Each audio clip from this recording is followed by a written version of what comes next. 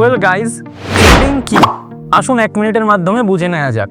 Trading হলো আপনি কেনা বেচা করছেন বিভিন্ন আর্থিক যন্ত্র, যেরকম স্টক, কমোডিটিস, বন্ডস, গোল্ডস ইত্যাদি এবং ইত্যাদি, যাতে আপনার লাভ হয় এবং আপনি কিছু আর্নিং জেনারেট করতে পারেন।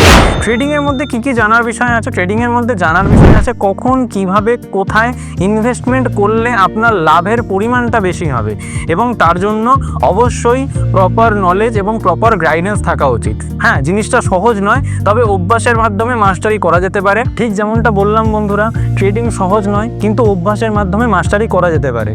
এবং এই ট্রেডিং সম্পর্কে আরও বিশদ জানতে এবং আরও গভীর নলেজ প্রাপ্ত করার জন্য আপনারা এই চ্যানেলটাকে ফলো করুন, এবং আমরাও আমাদের তরফ থেকে চেষ্টা করব রেগুলার বেসিসে কিছু ইউনিক কন্টেন্ট আপনাদের সামনে তুলে ধরার জন্য, যাতে আপনাদের ট্রেডিং জার্নিটা আরও সহজ এবং সুফল হয়ে ওঠে।